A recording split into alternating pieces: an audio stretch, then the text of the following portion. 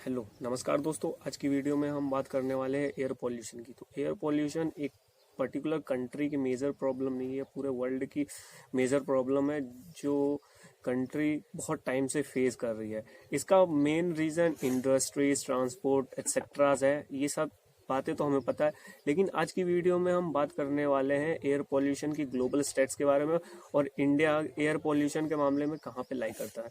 तो चलिए one by one start करते हैं।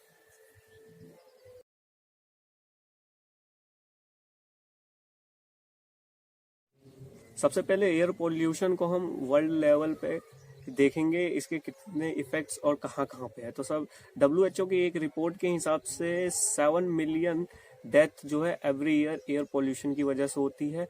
उस रिपोर्ट में ये भी बताया गया था कि 10 में से 9 लोगों के लंग्स के अंदर हार्मफुल एयर पॉल्यूटेंट्स प्रेजेंट होते हैं, जो कि लंग कैंसर, हार्ट डिसीज और रेस्पिरेटरी डिसीज होने में रिस्पॉन्सिबल होते हैं। उसके बाद 3.4 मिलियन डेथ जो है वो आउटडोर एयर पॉल्यूशन की वजह से होता है। एक रिपोर्ट के हिसाब से 2012 में 12.6 मिलियन पीपल्स की डेथ हुई थी, वो भी अनहेल्दी इन्वायरमेंट में रहने की वजह से। वैसे ही अगर हम एयर पॉल्यूशन के मेन कंपोनेंट की बात करें तो उसमें मेनली 5 कंपोनेंट रिस्पॉन्सिबल होते हैं। उसमें particular matters, ozone, nitrogen dioxide, sulphur dioxide और कार्बन डाइऑक्साइड।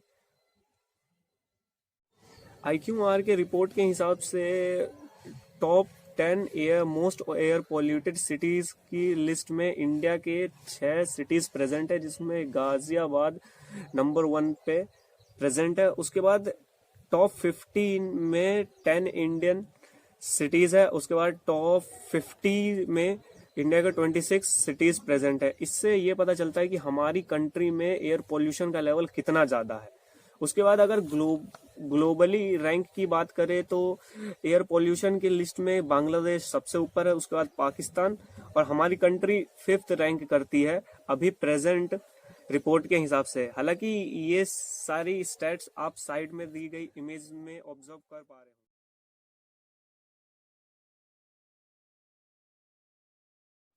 तो चलिए अब एयर पोल्यूशन इन इंडिया की बात कर लेते हैं। तो एयर पोल्यूशन के मामले में इंडिया ग्लोबली 5th रैंक करता है। उसके बाद इंडिया में जो सेक्टर्स एयर पोल्यूशन इनको काउज करते हैं उसमें इंडस्ट्रियल सेक्टर 45%, वेस्ट बर्न 17%, उसके बाद transport 14%, diesel and generator 9%, dust and construction से 8% और डोमेस्टिक कुकिंग से 7%।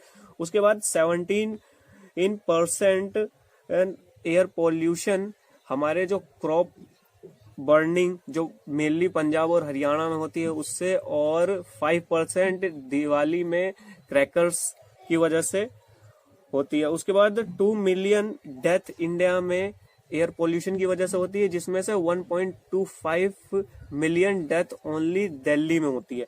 उसके बाद ग्रीन हाउस प्रोड्यूसर में इंडिया 3rd रैंक करता है। 1st नंबर पे चाइना और 2nd नंबर पे यूनाइटेड स्टेट है।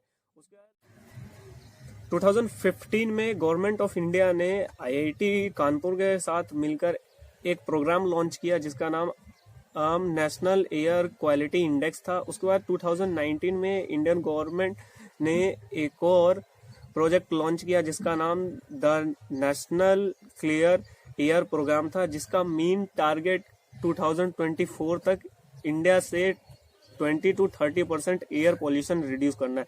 और ये प्रोग्राम कितना यूजफुल है हमारे लिए, ये चीज तो हमें 2024 में ही पता चलेगी।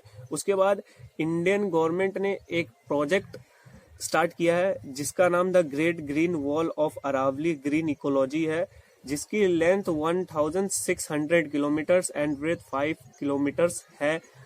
और इसमें जो पैसे स्पेंड हुए हैं वो 1.35 बिलियन, और इसे इंडियन रुपीस में कन्वर्ट करके बताए तो 135 करोड़ है। उसके बाद दिसंबर 2019 में IIT कानपुर ने वेस्टर्न यूनिवर्सिटी के साथ पार्टनरशिप करके एक प्रोग्राम लॉन्च किया जिसका नाम aerosol and air quality research था। इसका मेन मोटो ये था कि हम एयर पोल्यूशन के बारे में वर्ल्ड लेवल पे डीपली स्टडी करें। चलिए कुछ और फैक्ट्स जान लेते हैं इंडिया के। तो इंडिया जो है वो वर्ल्ड का लार्जेस्ट कंज्यूमर है एग्रीकल्चरल वेस्ट में और बायोमास एनर्जी में। उसके बाद 148.7 मिलियन टन कोल इंडिया ने रिप्लेस किया था अपने डोमेस्टिक यूजेस से। उसके बाद बेंगलोर में 50% से ज्यादा चाइल्ड अस्थमा को फेस करते हैं। उसके बाद इंडिया में ग्रीन हाउस गैसेस के क्या क्या इफेक्ट है उसके बारे में जानते हैं। तो ग्लोबली 2070 के रैंक के हिसाब से इंडिया में सबसे ज्यादा कार्बन निकलता है और ये ग्लोबली 3rd रैंक करता है। और फर्स्ट नंबर पे चाइना जिसमें 27.21% और यूनाइटेड स्टेट 40.5।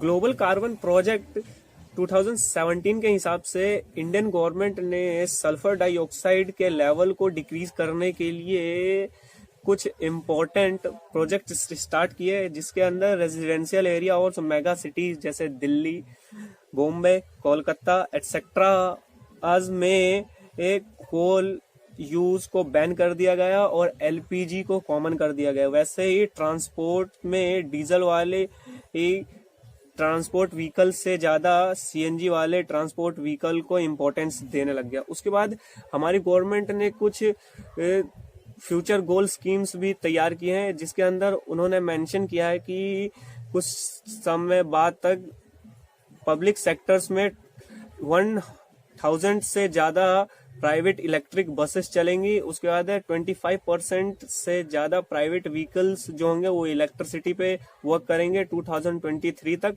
उसके बाद फार्मर्स को एक मशीन दी जाएगी जिसका नाम हैप्पी सेंडर मशीन होगी, जो एग्रीकल्चरल यूज के लिए बहुत यूजफुल है। उसके बाद इंडोर और एयर पॉल्यूशन को कम करने के लिए ये इंडियन गवर्नमेंट अभी काम कर रही है। उसके बाद इंडिया कार्बन एमिशन को रिड्यूस करने के लिए इंडियन गवर्नमेंट ने बहुत सारी स्कीम्स बनाई हैं, जिसमें government plan on climate change and जिसपे गवर्नमेंट का कहना है कि 2030 तक इंडिया से जो कार्बन डाइऑक्साइड की अमाउंट है वो 20% और 2075 तक वो 0% हो जाएगी। वैसे ही इंडियन गवर्नमेंट ने कुछ और वादे किए हैं एयर पोल्यूशन को लेके, तो देखते हैं वो कितने सक्सेसफुल होते हैं और ये कब तक ये सारे वादे पूरे होते हैं कि नहीं।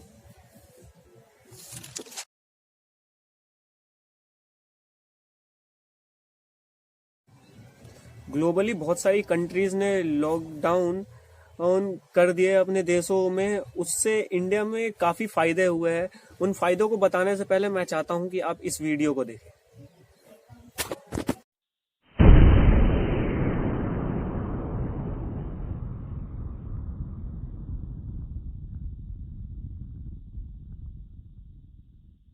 जैसा कि आप वीडियो में देख पा रहे थे कि जो यमुना नदी का जो वाटर है वो कितना ज्यादा क्लियर हो गया है, और उसके बाद बहुत सारे इन्वायरमेंटल फैक्ट्स पे जो इंडिया की एयर पोल्यूशन है वो काफी ज्यादा रिड्यूस हुआ है। वैसे ही 21 अप्रैल 2020 नासा की एक रिपोर्ट के हिसाब से इंडिया में एरोसोल लेवल 20 ईयर्स में सबसे कम हुई है अभी, जैसा कि आप ये साइड में मैप में देख पा रहे होंगे।